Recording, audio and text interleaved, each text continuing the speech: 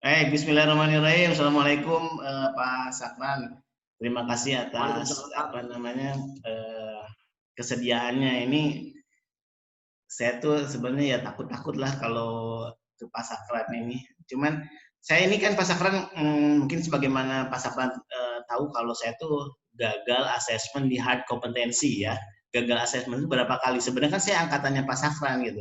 Cuman baru baru lulus 10 tahun kemudian gitu. Nah, ini sebenarnya video ini saya dedikasikan buat teman-teman pejuang asesmen, mudah-mudahan bisa mendapat insight ya. Jadi mungkin pertanyaan-pertanyaannya tuh apa sih bisa memotivasi lah apa nanti jawaban dari Pak Sakran itu, karena kalau zaman saya nih gosipnya yang lulus itu kan tim apa, timnya Bapak itu yang tim pembuat undang-undang itu gitu kan, karena memang banyak juga pertanyaannya yang menyangkut tentang itu, dan saya kira itu tidak salah, artinya sebagai treasurer kita harus tahu lah tentang perundang-undangan itu ya Pak.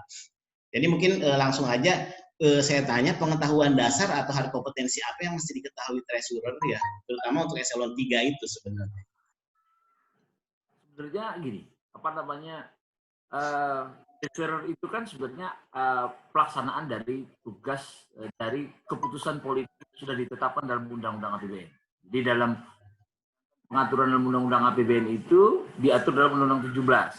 Ya. Jadi kalau dalam bidang keuangan negara itu Undang-Undang 17 dan Undang-Undang nomor 1, maka seorang treasurer itu waktu dieksekusi APBN-nya, maka selain dia memahami Undang-Undang APBN, undang-undang operasionalnya, maka dia butuh undang-undang bersifat pengaturan, yaitu Undang-Undang nomor 1 tentang perbendaharaan dan Undang-Undang 17. Gitu loh.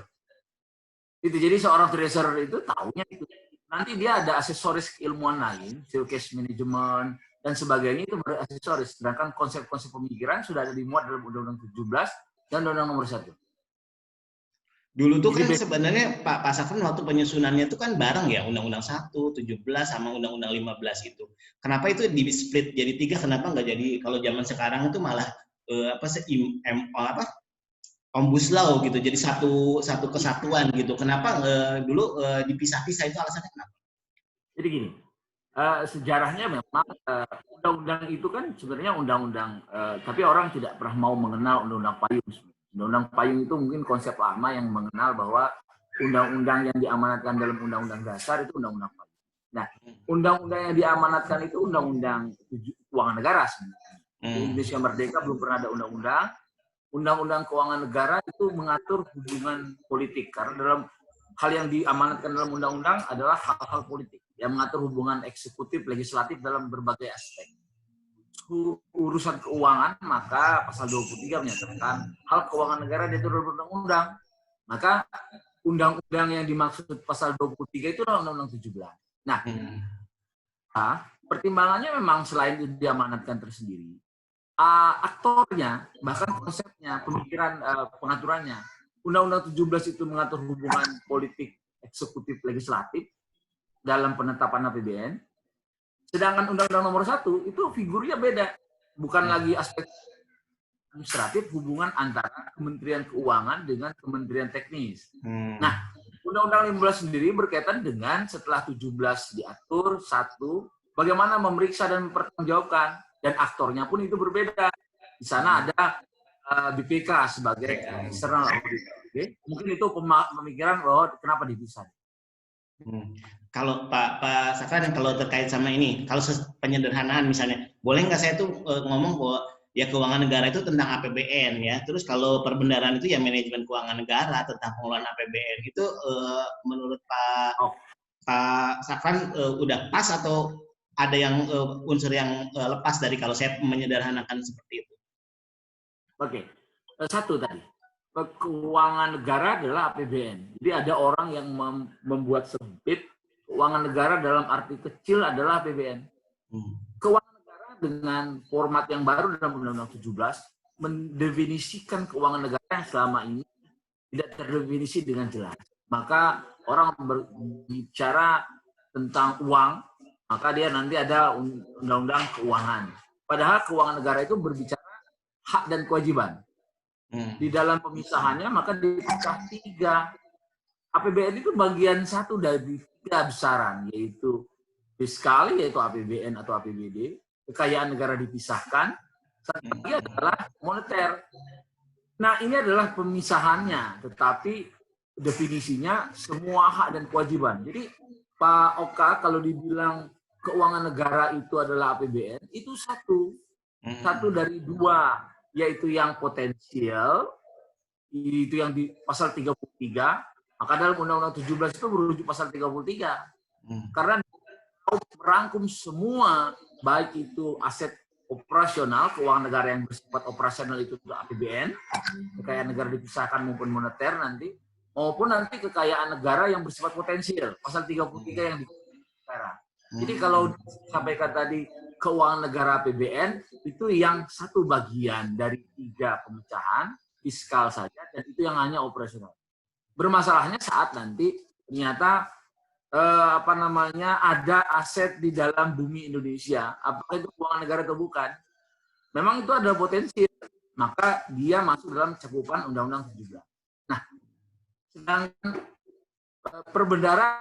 perbendaharaan sebenarnya bagaimana pelaksanaan APBN dan pertanggungjawabannya. Jadi bagaimana waktu pelaksanaannya itu kan karena keterbatasan budgetnya APBN ya. Jadi uang yang sudah ada untuk melakukan kegiatan yang terencana, maka di sana ada manajemen. Itu salah satu kegiatan di dalamnya kalau manajemen keuangan. Jadi memanage sehingga semua bisa teralokasi dengan tepat dan dia dengan manfaat yang lebih baik daripada dia idle, sehingga itu disebut manajemen cash atau manajemen keuangan. Jadi keuangan negara itu lebih luas hak dan kewajiban, perbendaharaan itu di dalam langkahnya memanage, dalam realnya adalah memanage aset. Demikian Pak Oka. Jadi lebih luas dari cuma manajemen pengelolaan APBN juga ya, berarti kan ada yang tadi di luar APBN juga ya, perbendaharaan itu. Begini Pak Oka, sebenarnya perbendaharaan itu kan jadi kecilannya yang kita lihat selama ini, sehingga semua orang, kami sudah pernah membicarakan ini di Semarang Pak Oka, karena sebenarnya kalau hari ini new normal, new treasury itu sudah kita bicarakan 5 tahun yang lalu. Orang-orang berbicara treasury itu hanya payment. Kapankah kita, karena payment itu hanya mikronya, hanya membayar APBN yang sudah ditetapkan. Tapi pemikirannya bagaimana mengelola sisi makronya kan nggak pernah terpikirkan. Seperti hari ini. Kalau kita perhatikan pajak itu yang hanya dipikirkan orang-orang sebagai cash in gitu ya. Ternyata pada suatu ketika kan menjadi alat fiskal. Jadi Anda mau memberikan relaksasi atau memberikan fasilitas wisata ke tempat tertentu, Anda bebaskan. Akhirnya tax itu bukan cash, tetapi dia menjadi peralatan fiskal. Kalau pajak salah satu penerimaan saja menjadi alat fiskal, treasurer itu apa? Iya, Anda tidak bisa gunakan sebagai alat fiskal. Jadi peralatan dalam perekonomian tahun anggaran berjalan. Hanya saja ini yang belum disentuh di kita. Yang disentuh di kita adalah menganalisa suatu tren fiskal regional, tetapi itu tidak digunakan dalam perilaku tahun anggaran berjalan. Jadi dia hanya untuk perencanaan budgeting tahun anggaran depan, sehingga dia tidak bermanfaat pada dunia treasury yang berdurasi 1 Januari sampai dengan 31 Desember. Jadi ini Pak Oka mungkin area ini yang belum tersentuh oleh teman-teman kita sendiri di treasury. Makasih. Ini Pak Sakan kan begitu Undang-Undang Keuangan Negara dan Undang-Undang Perbendaharaan itu keluar, kemudian tiba-tiba saja DJA itu jadi waktu itu sama DJA, Bakun, DJLK tiba-tiba direkomposisi lagi. Itu sebenarnya hubungannya seperti apa gitu? Artinya kenapa DJA dan DJPB itu dipisah? Kenapa nggak masih satu kesatuan? Kalau dari segi ininya kan masih satu alur gitu ya. Jadi gini Pak. Jadi karena negara Indonesia itu kan sebenarnya pemerintahan, kepala pemerintahan itulah menjadi pasal 6 nanti. Kepala pemerintahan itu presiden Indonesia. Dia si kepala negara, kepala pemerintahan. Itulah karakteristik monosefalis dalam suatu sistem. Kemudian dipikirkan kalau kita bicara sejarah lagi, ternyata dulu Trisauri Indonesia itu suatu direktorat jenderal. Subordinatnya bahkan anggaran, ornala lah gitu sejenisnya dan sebagainya. Sehingga menjadi direktorat jenderal, kalau dilihat sejarah dia memang direktorat jenderal awalnya. Tetapi kalau dipikirkan kenapa sih DJA dan DJPB itu Pak? Karena monosefalis tadi, kepala pemerintahan kita itu adalah kepala negara. Otomatis dalam penetapan anggaran Indonesia itu ada sistem politik yang perannya itu memegang nasional atau pembangunan nasional. Ya siapa dia? MPR DPR. MPR DPR mau berbicara tentang pembangunan nasional berhadapan dengan Bapak Presiden, Mr. Presiden. Maka Mr. Presiden itu akan berinteraksi dengan lembaga politik berbicara tentang rencana. Maka dia membutuhkan suatu peralatan. Dia membutuhkan suatu lembaga yang bersifat politik, Menteri Keuangan, otoriti fiskal yang merupakan sisi politiknya Presiden. Karena berhadapan dengan lembaga politik, Pak Oka. Maka disitulah sebenarnya budgeting bahasanya. Menetapkan APBN itu akhirnya dimuatlah dalam Undang-Undang 17, Menteri Keuangan berlaku sebagai otoriti fiskal, memegang peran politik, mitranya adalah komisi komisi anggaran. Nah, begitu penetapan APBN, disitulah sebenarnya ranah pelaksanaan anggaran yang aktornya sudah berubah. Menteri Keuangan berlaku sebagai negara, berlaku sebagai aktor atau aktris administratif. Dia berinteraksi dengan kementerian lembaga ministry, lain ministry dalam pelaksanaan APBN yang mengeksekusi keputusan politik. Maka sebenarnya dalam check and balance dibutuhkan orang yang menganggarkan, bukan orang yang melaksanakan anggaran. Maka kita pernah punya masa lalu di mana siapa yang menganggarkan itu juga yang melaksanakan. Itulah Direktorat Jenderal Anggaran kita masa lalu. Paginya menetapkan SKO, sorenya kita bayar. Jadi kan tidak ada mekanisme check and balance. Jadi transparansi, governance, maka dipecahlah itu Direktorat Jenderal Menteri Keuangan. Berdasarkan konsep Undang-Undang 17, aktornya Menteri Keuangan, otoriti fiskal, di budget, sedangkan Undang-Undang Nomor 1, eksekusi di daerah administratif itu, treasurer itulah Direktorat Jenderal Perbendaharaan. Mungkin itu Pak, jadi basicnya pemikiran kalau saya berpikir bahwa kita satukan lagi, saya melihat jangan-jangan dia tidak melihat basic konsep, hanya melihat tata organisasi kok ia bisa dijadikan satu. Mungkin itu Pak. Ya, baik. Kalau ini kan di negara lain itu malah Kementerian Keuangan itu Kementerian Treasury ya.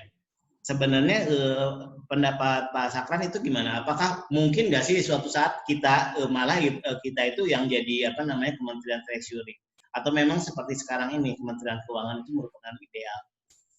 Ya, kita memang gini Pak Oka. Kadang-kadang kan orang berpikirnya lihat negara mana gitu. Lihat negara sana contohnya bagus, gitu, cantik dilihat. Tetapi kadang-kadang orang berpikir urusan keuangan negara itu diatur dalam undang-undang berarti dia berbicara tentang politik awalnya. Jadi kewenangan di tangan. Jadi ada konsep yang disebut pre-label. Jadi tidak boleh anggaran itu dilakukan sebelum legislatif itu menyetujui. Artinya apa? Tergantung pada sistem politik. Jadi kita nggak bisa sebenarnya. Kalau kita perhatikan Amerika dengan monosefalis, tetapi di sana presiden memegang peran penting. Begitu dia bilang 4 tahunan presiden Amerika akan perang di Timur Tengah, maka semua budgetnya untuk ke sana. Tetapi kalau di kita tidak, DPR kuat dalam penjelasan Undang-Undang Dasar 45, bersifat kuat, maka tidak boleh melakukan. Di dalam konteks seperti ini, maka kita bukan siapa-siapa. Eropan sistem itu dia bicefalis. Kepala raja adalah hanya raja, tetapi ada prime ministry. Maka kan lembaga lain. Tetapi kita monosefalis, presiden pemegang. Hanya saja ini ada politik. DPR pegang nih. Ada lembaga yang ikut menentukan arah pembangunan nasional, maka dia membutuhkan lembaga yang berkarakter melakukan tugas-tugas politik. Maka itulah DG Budget, DG Anggaran, dan DG Treasury. Nah, hanya di kita, apakah itu setingkat ministry atau bukan, itu memang perkembangan. Kalau kita perhatikan di beberapa negara Eropa, dulu DG Treasury itu di bawah Finance, Kementerian Keuangan. Kementerian budgetnya jadi kementerian tersendiri, Pak. Tapi ini akhirnya dia menjadi Kementerian Treasure sendiri juga ada. Nah, Memang pilihan kalau itu hanya saja, kalau saya melihat sebenarnya lebih ke melihat peran dan fungsinya seperti yang disebutkan pada pertanyaan sebelumnya. Budgeting dan execution budget itu berbeda. Kita tidak bicara planning ya, di Indonesia ada pergeseran planning, budget, dan execution ini jika ada penggabungan antara budgeting dan planning. Tapi karena di negara tertentu, contoh Amerika, dia punya dewan perencanaan Pak Oka, atau dia gabung jadi OMB di satu tempat. Jadi fiscal authority gabung, tetapi dia butuh suatu secretary of treasury kalau di Amerika. Kenapa?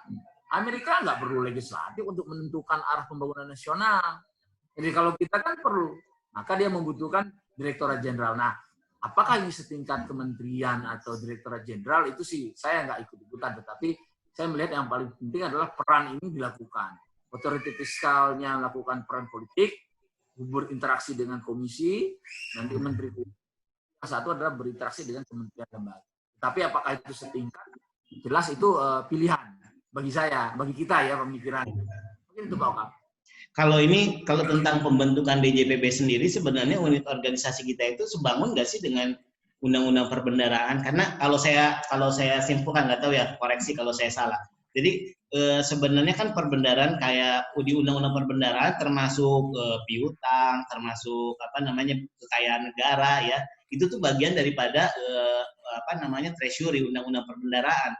Tetapi di dalam organisasi kita itu justru kan keluar tidak termasuk dari dari ranah kita gitu. Artinya ada direktorat jenderal lain yang mengurusi masalah itu. Menurut Pak Safran itu gimana?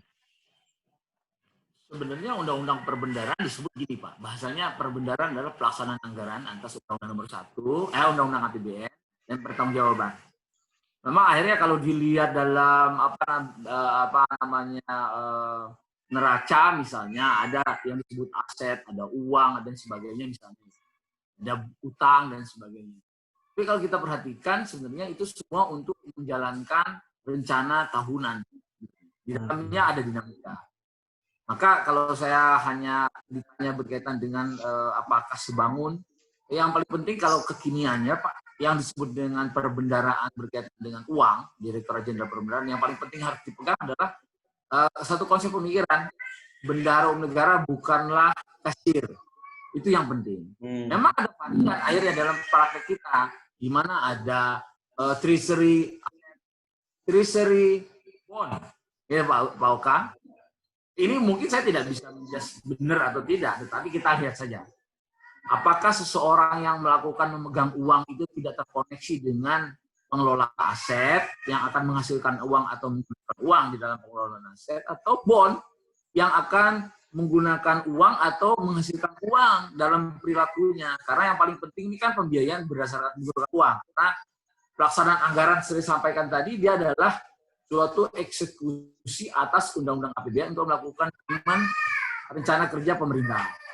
Mungkin itu Pak Oka. Jadi apakah praktek itu benar di kita? Sebenarnya kita lihat terkoordinasi tidak pelaksanaan APBN itu dengan masing-masing direktorat jenderal yang ada di bond atau di aset. Itu yang paling penting karena misalnya ada ALM deh gitu. Tapi apakah yang paling penting adalah langkahnya itu tertata sehingga tidak ada ngebon aja gitu ya, atau aset dijual, hasilnya tidak mensupport cash management misalnya, atau memang uang kita masih banyak, kita tetap bond. Ini yang paling penting sebenarnya, apakah itu pilihan tetap ada direktorat jenderal memang dinamik. Masalah itu sebangun atau tidak sebangun, treasury itu tidak memisahkan antara bond, ya, aset dan uang. Karena dia pelaksanaan anggaran. Yang jelas dia melakukan pembayaran uang, tidak pakai aset atau tidak pakai utang. Ini itu Pak. Jadi gini Pak ini saya kenapa nanya, kalau saya secara awam ya ngelihat misalnya Undang-Undang Nomor 1 kan bab 3 itu pelaksanaan pendapatan dan belanja negara atau daerah ya. Saya menganggap bahwa ini kayaknya di bagian dari direktorat direktorat pelaksanaan anggaran. Terus bab 4 itu pengelolaan uang, itu direktorat PKN, mirip-miripnya ya. Terus kalau pengelolaan piutang dan utang, nah ini yang saya bilang tadi ada di luar. Kalau dulu sebenarnya terkait piutang itu termasuk yang ada di SMI. Terus di bab 6-nya pengelolaan investasi kita punya SMI gitu ya. Terus bab 7-nya pengelolaan barang. Nah, ini yang menjadi Direktorat Jenderal Kekayaan Negara tersendiri. Dan bab 9 misalnya penataan penatausahaan dan pertanggungjawaban itu kan di PAPK.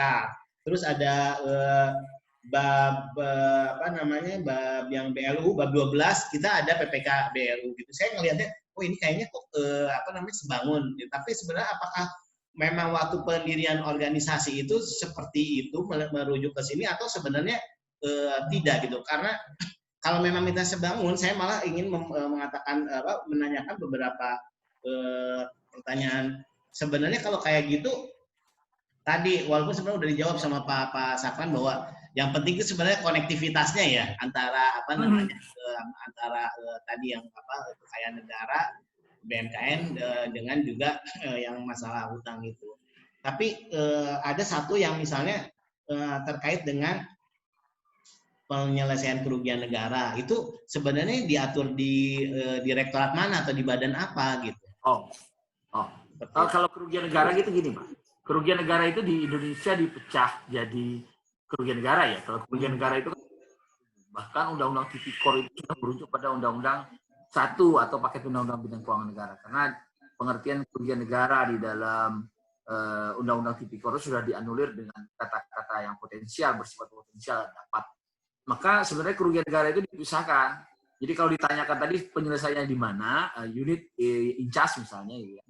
Karena untuk bendahara kita pisahkan di BPK, maka yang kementerian lembaga saja yang penyebabnya administratif kerugian negara. Tapi kalau kerugian non administratif misalnya Tipikor kan di ranah majelis Tipikor. Tetapi kalau yang kementerian lembaga yang kita bicarakan itu diserahkan kepada kementerian lembaga apa OKA.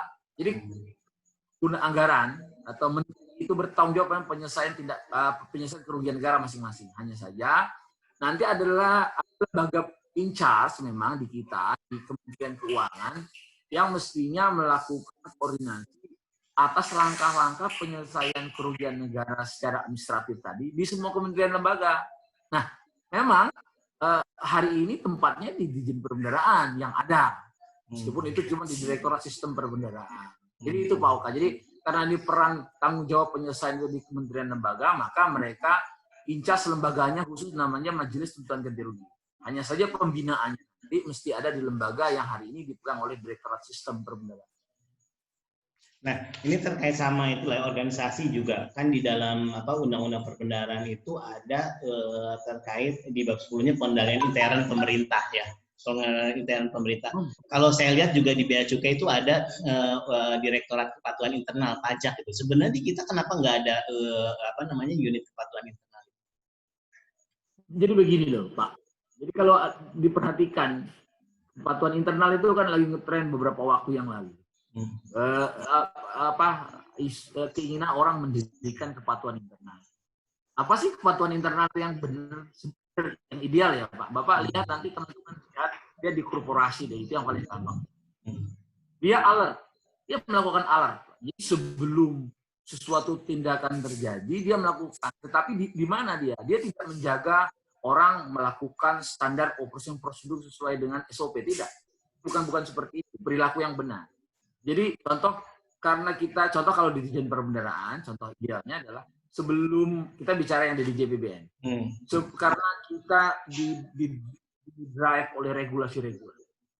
Maka semua regulasi yang berlaku nasional baik di dalam DJPBN maupun keluar DJPBN berlaku untuk kementerian lembaga, jangan sampai regulasi ini tidak comply pada regulasi di atasnya.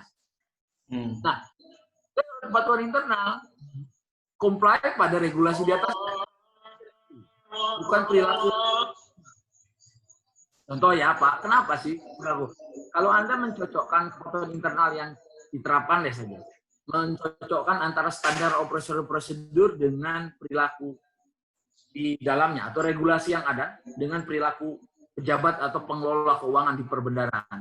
Ini kalau regulasinya bodong, salah, Anda mencocokkan sesuatu yang salah dengan perilaku yang salah. Maka yang benar adalah kepatuhan internal itu adalah alert untuk regulator agar regulator itu comply pada regulasi di atasnya. Kalau perhatikan sendiri, dilihat di dalam kepatuhannya Bank Sentral.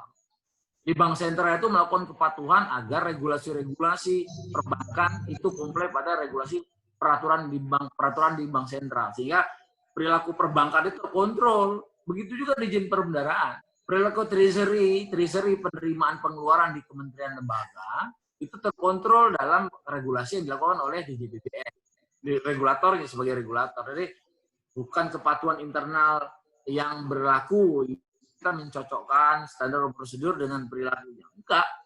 Karena begini, regulasi itu Pak, karena dia menjaga agar tindakan para pejabat itu tidak melampaui batasnya. Jadi dia memberikan suatu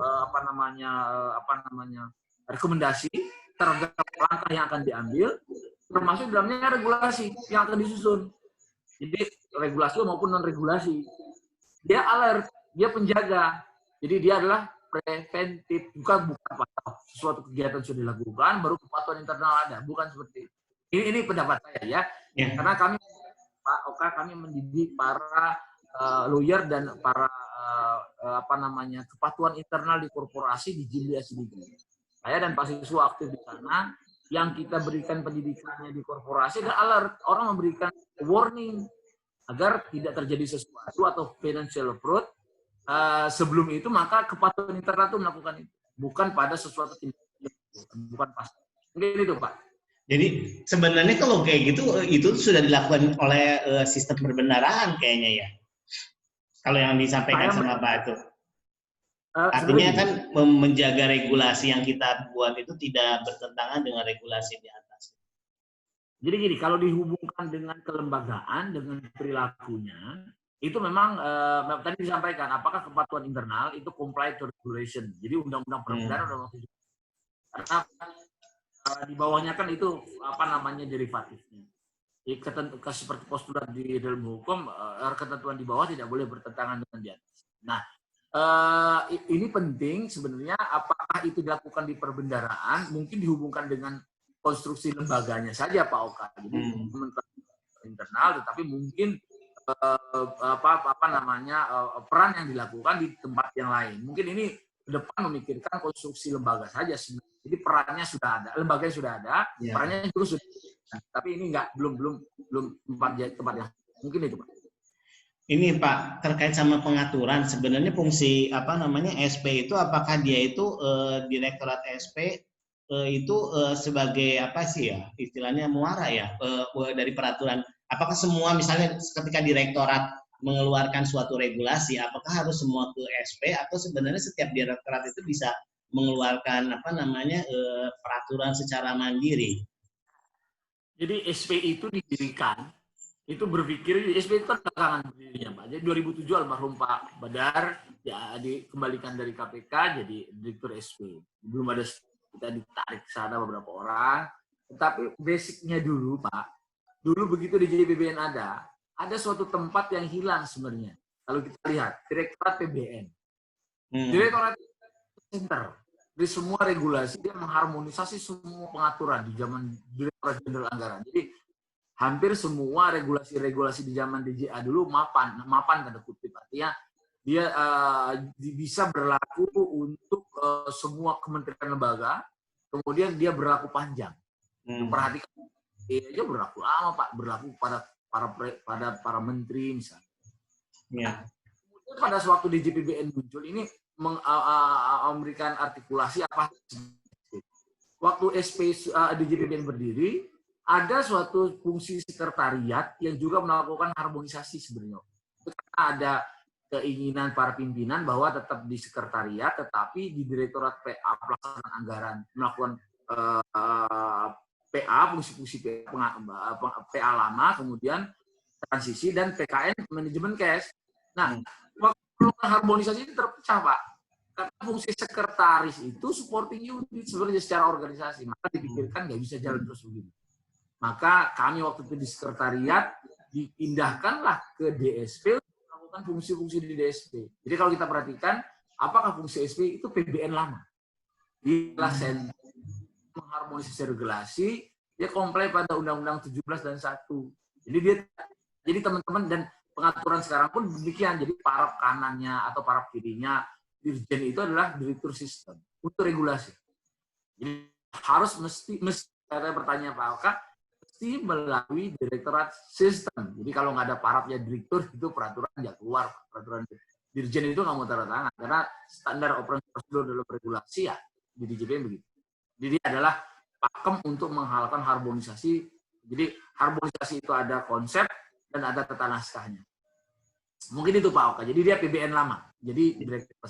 Jadi sebenarnya gini Pak, saya juga pengen nanya sebenarnya gini, sekarang ya apa namanya sih kayak pengaturan hukum di kita itu seperti apa? Karena kalau dulu kan saya lihat itu kan sering banget SE Dirjen, per Dirjen. Tapi kalau sekarang itu malah kayak nota dinas, malah ya nota dinas Dirjen, nota dinas Direktur gitu malah gitu. Itu memang pengaturannya yang terbaru itu seperti itu atau sebenarnya yang kayak peraturan Dirjen atau SE itu perlu atau memang sudah nggak relevan dengan keadaan sekarang? Jadi saya lihat jarang ya sekarang tuh mengeluarkan SE atau Perdirjen. Begini Pak, saya sih sebenarnya kalau yang itu mungkin itu apa namanya casing ya. Jadi format hari ini mungkin pakai nota. Dulu SE, dulu surat atau apa mungkin format. Jadi, kalau saya lihat begini, skopnya saya perhatikan Pak. Jadi sebenarnya kita bukan apa kalau kita perhatikan ini komparasi dengan sistem lama. Begitu Dirjen Anggaran itu entah dalam format apapun bentuknya, Pak, begitu seorang Dirjen Anggaran Benyamin Prawoto tanda tangan, itu ke menteri, Pak, ke menteri. Nah, diperhatikan tadi pertanyaannya Pak Oka juga sama tadi, apakah Treasury itu selayak dengan setingkat kementerian? Tapi kalau Bapak perhatikan tadi disampaikan kepala pemerintahan, kepala pemerintahan presiden menguasakan kepada menteri, maka head to head dia dengan politik itu DPR, komisi anggaran, nanti komisi sektoral. Berarti ini menteri keuangan DG budget. Masuk ke DG treasury, presiden butuh suatu lembaga sebenarnya yang berhadapan dengan PA. Dia bun, menteri keuangan itu adalah menteri keuangan selaku bun, tapi tidak operasional. Maka dia langsung di bawah Direktorat Jenderal Perbendaharaan. Maka bisa diartikan sendiri sebenarnya Dirjen Anggaran, Dirjen Perbendaharaan setingkat karena Bu Menteri tidak operasional, maka kuasa Bu Dirjen Perbendaharaan bahkan Kepala KPPN itu head dengan PA KPA. Maka kalau diperhatikan Kepala KPPN Jakarta semuanya dengan PA-nya Menteri, Pak. Hanya saja operasionalkan oleh Sekjen. Jadi kalau dilihat tadi formatting casing regulasi, saya malah melihat jangkauan pengaturan itu pada pelaku pengguna anggaran. Bahkan kalau dulu dengan Prawoto di Dirjen Anggaran ke Menteri. Yang kesungkanan hari ini mungkin di tata naskah, sungkan untuk membuat kesetaraan antara Menteri dengan Dirjen. Padahal itu bukan, itu lebih fungsi, Pak. Jadi fungsi dalam pengelolaan keuangan yang tadi disampaikan, apakah karena mau menyetarakan maka dirjennya diangkat menjadi tingkat menteri treasury, itu hal yang lain, itu juga dinamika organisasi. Tapi saya melihat bahwa karena peran BUN itu dilakukan oleh menteri keuangan dioperasikan oleh dirjen, maka dia berhadapan dengan PA yang menteri KPA, maka kepala KPPN di mana saja, misalnya kepala KPPN itu bertemunya Kakanwil, Pak, Kakanwil Agama, Kumham. Jadi dia tidak melihat struktur. Maka daya jangkau pengaturan seorang dirjen perbendaharaan atau dirjen anggaran, bahkan karena sama-sama mewakili pemerintah di bidang fiskal, pemerintah di bidang apa namanya treasury, dia naik tingkat sebenarnya. Menteri keuangannya naik tingkat sebagai prime minister di bidang keuangan. Jadi dia menguasai kabinet menteri keuangan. Jadi menteri keuangan di Indonesia itu menguasai kabinet untuk urusan keuangan. Jadi kalau Menteri Keuangan tidak yes, itu agaknya tutup, Pak. Maka di bawahnya pun itu naik satu level. Dan daya jangkau pengaturannya mestinya itu tidak sungkan untuk memasuki area atur menteri atau sekjen dan sebagainya. Tidak diharmonisasi, disetarakan dengan eselon gitu. Mungkin itu, Pak. Ini Pak, kan sebenarnya di dalam Undang-Undang Perbendaharaan itu diamanatkan masing-masing bagian itu ada nanti diatur sama PP gitu ya. Dan dalam aturan apa namanya ketentuan penutup atau peralihan pun sebenarnya 1 tahun sebenarnya diharapkan untuk kalau saya lihat kan sebenarnya PP 45 itu terlambat ya diterbitkan, bisa sampai 10 tahun itu kenapa ininya alasannya kira-kira apa? Nah, kita terbiasa mungkin. Jadi PP 45 itu begitu banyaknya pengaturan di sebelum Undang-Undang 17 itu surat, Pak. SE bahkan. Jadi kalau kita dulu di waktu zaman di KPKN, surat-surat itu kita kompilasi. Regulasi gaji saja tahun 67-an itu kita jadikan satu perubahan-perubahan terus. Begitu mau dilakukan regulasi pengaturan yang bersifat operasional, maka begitu banyaknya yang harus kita kompilasi. Jadi karena diamanahkan kepada KPMK juga sebenarnya. Kita punya program manajemen keuangan untuk mengatur PP di bawah. Maka sepanjang jalan sudah Undang-Undang 1, bahkan itu kita pakai SE. SE 02 yang saya. Kemudian SE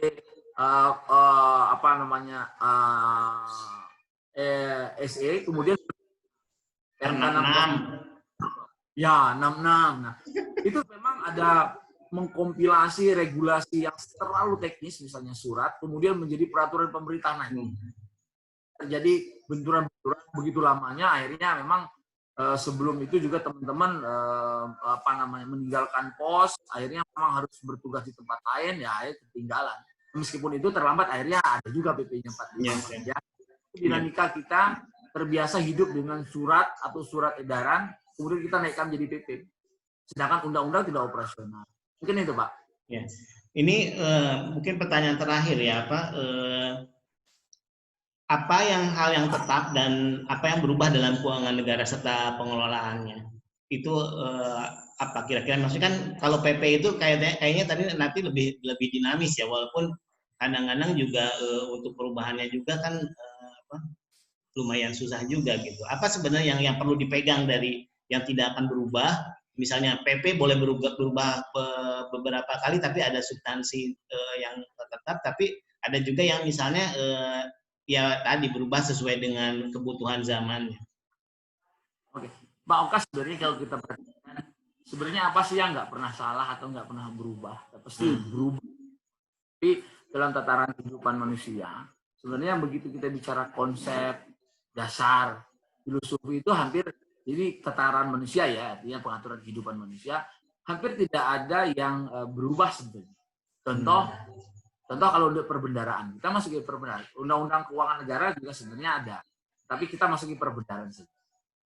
Hal yang tidak bisa diubah dalam pengelolaan perbendaharaan di Indonesia adalah melakukan pemisahan kewenangan dan melakukan pengujian.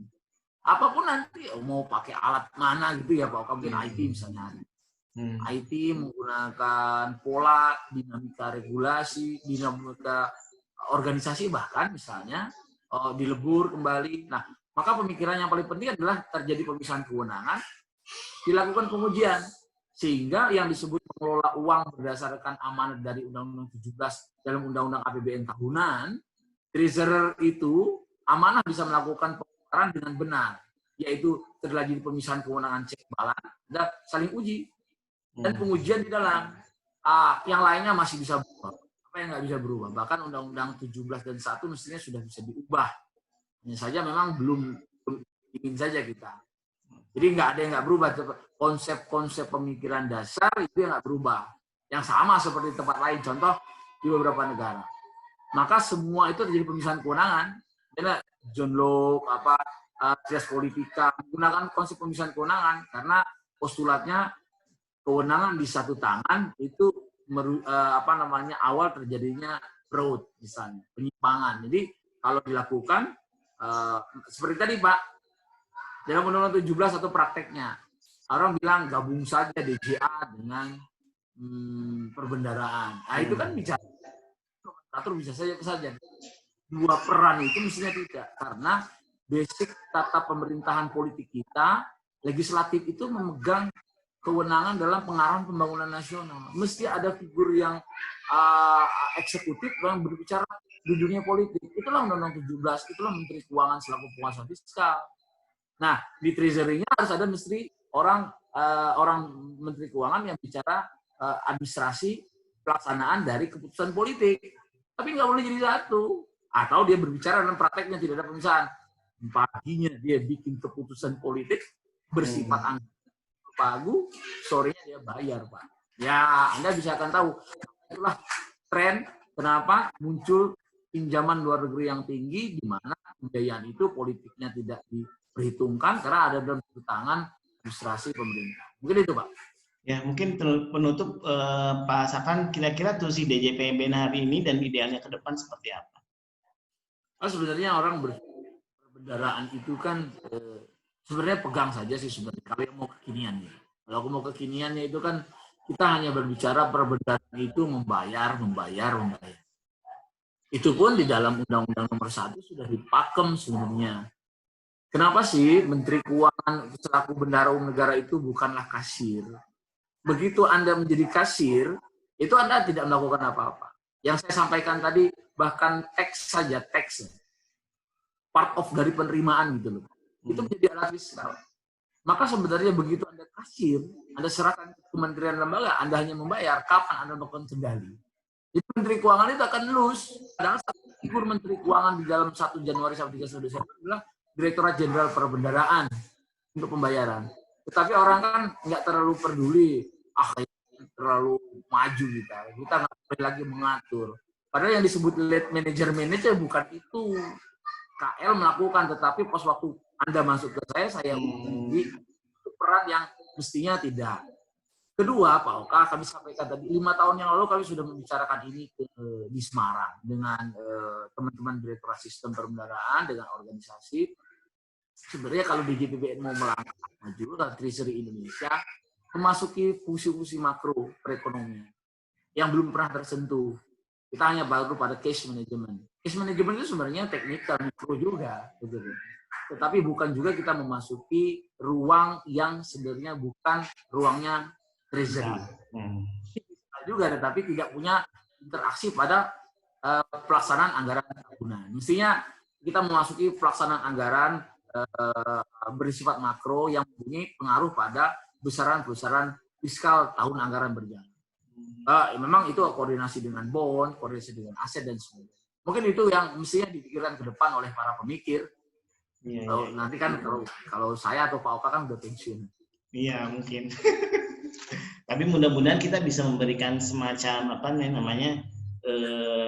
basic lah ya, artinya estafeta gitu. Jadi apapun yang dilakukan masa depan itu fondasinya itu sudah cukup kuat di saat ini. Ya. Paling tidak hari ini Pak Oka perbendaharaan itu sudah bagus lah, sudah jalan dengan benar, sudah baik. Cuman memang dia tetap on track saja. Pemikiran konsep yang Pak Oka tadi bilang, apa yang bisa berubah? Semua bisa berubah penggunaan teknologi, pemikiran baru, new inisiatif. Tetapi konsep-konsep dasarnya tidak, karena konsep dasar itu nggak pernah berubah. Jadi kalau model baju gitu ya, ada lubang di sini, ada lubang di tengah, lengan, bawah, itu adalah konsep. Dia mau bajunya baju koko, meja, mau kaos, itu terserah. Tapi konsepnya tidak.